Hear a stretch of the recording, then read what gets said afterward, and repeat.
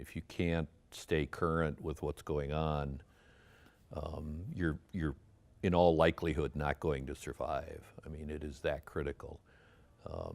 And we try and do it by having a couple of people on our staff who basically that's their job, is to be current. And we have on our executive team a chief innovation officer who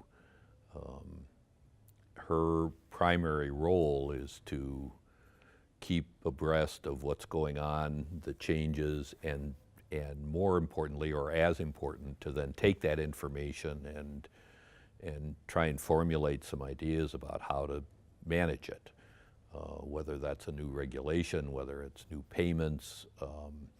It's a two-step process. There's nothing magic about it. It's first you got to know it's out there, and second you have to figure out how to respond to it, and hopefully innovate within the parameters of whatever that new piece of information is. Our primary state is Wisconsin, and our primary markets almost exclusively are rural. And we work a lot with individual facilities that are really struggling. They give good care, they know what they're doing, but they can't keep up with the new stuff, and therefore they're having a very hard time surviving. And there are a lot of rural nursing homes in Wisconsin that are closing right now, and I would say at least half of the reasons are just that. They simply miss what's going on, and therefore either get reimbursements reduced or get hammered by regulations that they can't recover from.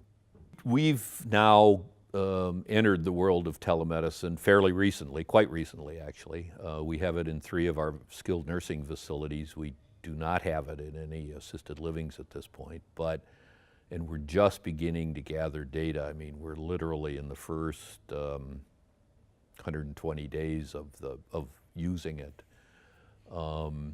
And our expectation and hope is that that's going to not only provide better access for the residents, hopefully avoid not just rehospitalizations, but in rural markets, a doctor's appointment can be a real ordeal. I mean, you might have to go 35, 40 miles to go see a doctor, and for someone who is in one of our facilities, that's difficult.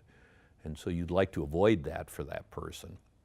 So the telemedicine not only, I think, avoids that, but it also provides much better access. We can access specialists that, quite frankly, would never come visit in the markets that we're in. I mean, they're going to be in the metropolitan areas, and they're busy already. They don't have to drive 50 miles out to the middle of nowhere. So we're excited about telemedicine, quite frankly. I can't tell you where it's going to go because we haven't been in it long enough, but we think it's going to reduce readmissions, but we really believe it's going to provide better access to good quality physician services through that methodology.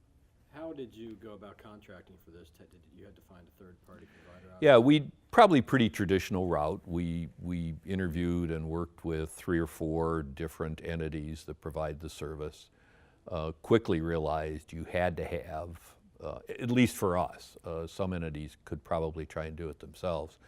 The difficult part, of course, is the physician network, and we ultimately settled on an entity that had Wisconsin licensed physicians that could provide the service, and we were comfortable that they had dedicated physicians that would be available when we needed them. And so far that's been true.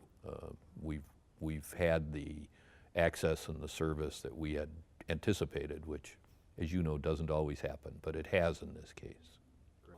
No, actually Medicaid, if the last American Healthcare Association study that I've seen, that ranks the disparity between audited cost and reimbursement. The disparity is the worst in Wisconsin of any state in the union. Wisconsin is actually 50th. And we were 49th, but we worked really hard and we got down to 50. So, so no, the reimbursement is horrible, and that's part of the challenge of trying to do something like telemedicine, because that's a non-reimbursed service. I mean, that's a cost to us that we receive nothing in return for monetarily. You can't bill for it. You're simply paying for it, and that's tough when your reimbursement is $155 a day.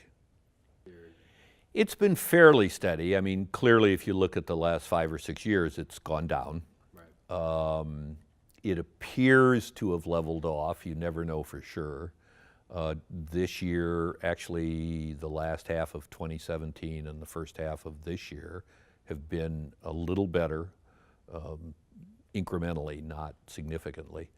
But it does appear to have kind of bottomed out, at least for now. And of course, we all know we're all dealing with the same numbers. If the key is if you can kind of maintain until 4 or 5 years from now, when the numbers will start to, the raw numbers will start to increase, then things presumably will improve on the census side. But for right now, clearly that's a challenge. Yes, we've opened 2 of our own home health agencies. We're looking at a 3rd to open. Right now, we're kind of clustering them close to where our existing facilities are. We also have more assisted living than we used to have. We used to be exclusively a SNF organization. We bought a group in 2007 that kind of got us into the assisted living field, and now we have an equal number of assisted livings and SNFs. Tough all the way around. I don't think it is any easier. I think they're both, obviously, we're no different than anybody else. They're both very difficult. And the reimbursement rates are such that there isn't extra money to throw into that pot on either side. So no, in fact, at some level, I think the assisted living is harder because ours are smaller, and so you have one person not show up and it's a significant event, whereas at a SNF, with the numbers of staff, you can probably have one person show up and you can manage it, you can make it work without reducing quality in any significant way. But in an assisted living, that's harder, because you might have, some of our assisted livings are like 25 to 30 residents. You have one resident assistant not show up for work. That's a problem. I mean, that's a significant issue. Oh, I don't think there's any question that there are a lot of people in this field who are here because they just feel that that's what they should be doing, and that's at all levels of the organization.